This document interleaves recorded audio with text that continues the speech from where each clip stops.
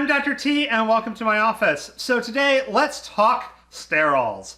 So sterols are going to be a class of lipids. They're going to be formed from isoprene or derivatives of isoprene, I should say. And they're going to have this classic 4-ring system. So you're going to get 4 rings and then other stuff's going to be attached to it. Plants have all kinds of sterols that they use. For us animals, we have cholesterol as our preferred base sterol. And so you're going to have this cholesterol, and yeah. So let's talk about cholesterol. So within animal cells, cholesterol is used to reinforce cell membranes. Cell membranes, they need to be fluidic, so they need to be able to flow and flex and bend, but you don't want them too fluidy. Otherwise, they're not going to do their job of being a wall. They're just going to simply break and kind of glob apart. So if they're too rigid, they crack. If they're too liquid, they degrade as well. So you want this nice sweet spot. So the cell's got a couple options of getting it in that sweet spot. It can increase the number of saturated fatty acids if it wants to rigen it up. It can increase the number of unsaturated fatty acids if it wants to make it a little bit more fluidy. Another approach is, because if you look at phospholipids, they kind of have this kind of conical shape. The hydrophilic head is going to be somewhat larger than the space the tails take up. So you would kind of want something that would be opposite to that. Have a very tiny hydrophilic part, but have a larger hydrophobic part. And that's what cholesterol does. So you can put that into a membrane, it'll stiffen it up, and thus you get a firmer membrane that the cells, at that point is going to want. Obviously, the cell could reduce the amount of cholesterol in the membrane to make it a little bit more fluidy. Of course, how fluidy versus firm the membrane needs to be also depends heavily on temperature. The warmer you are, the more fluidy it is. The colder you are, the more rigid it is. And so you're going to be, adapting to temperature as well as to, the actual properties of your membrane. Now, cholesterol is not an essential nutrient. Your liver can manufacture all that it needs, and this actually leads to a rather interesting problem. Cholesterol in too much quantities can, clog things up, and that's not good. So you would think, hey, let's eat less cholesterol, and that was the recommendation for many years. And for some people, that works great. The amount of cholesterol you eat heavily influences how much is floating around in your system, but for a lot of people, if not most people, hey, the liver's like, oh, you didn't eat that much cholesterol today. Huh, skipped out on those eggs. Let's make more. And thus, even if you don't eat an egg ever again, your cholesterol is not actually going to go down. Hence the popularity of drugs like Lipitor.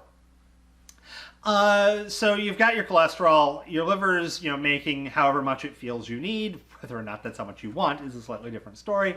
But if you've got too much cholesterol, your liver's got options. And in fact, cholesterol is the starting point for a lot of different compounds. One approach your liver is going to take is to make bile salts, and it's going to store these in the gallbladder. And these are going to be cholesterol molecules that have been heavily modified, add lots of oxygens to them to make them polar on one side. So they're now going to become amphiphilic. And these are then going to be used to help form soluble globs in your intestine with the fats that you eat. So you go, you grab yourself some fried chicken, and you got all that grease in the fried chicken, so your gallbladder squirts in a bunch of bile salts, and that helps solubilize the grease. Then the enzymes can break it down, takes those in, and you can use the calories or store them or whatnot. Now, the liver and the gallbladder aren't the only other use.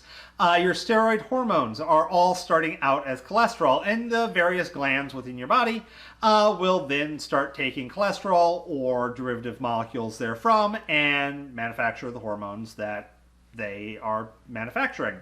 Hormones have a rather interesting approach that I'll get in a little bit later on to. But these are messenger molecules. They travel to a cell only needs a couple of them, and then the cell goes like, oh, I'm getting this hormone, let me completely change everything, and let me have a big modification of what's going on. So of course you can think of the sex hormones, estrogen, testosterone.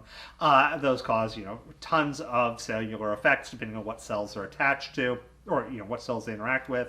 But we can also think of things like cortisone, which is a steroid hormone that reduces inflammation. And its discovery, or I should say, its discovery actually is right to say. Its discovery and then its synthesis, because it was discovered from cow adrenal glands, far too costly to extract it. But its synthesis was a major benefit to human health. Because it's a very useful drug. It's been superseded in many cases, but it's still, you can go to your preferred pharmacy and grab cortisone cream. Obviously, prescription amounts for more cortisone. So yeah, a couple of uses of your cholesterol. Now, in another video, I talked about lipoproteins. Lipoproteins are used to transport hydrophobic things, and cholesterol is fairly hydrophobic. It's usually formed into a sterol ester.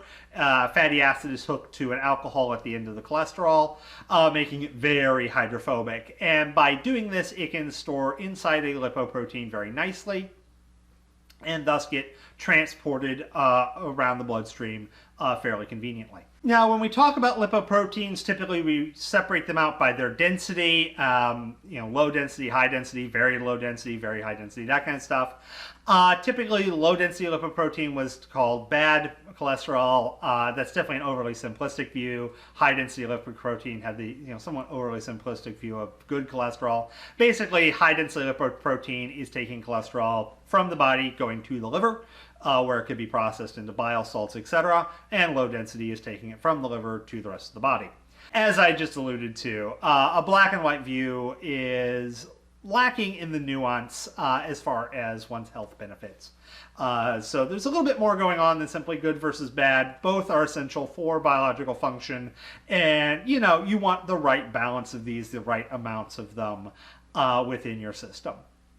So with that said, have a wonderful day, and I'll see you in later videos.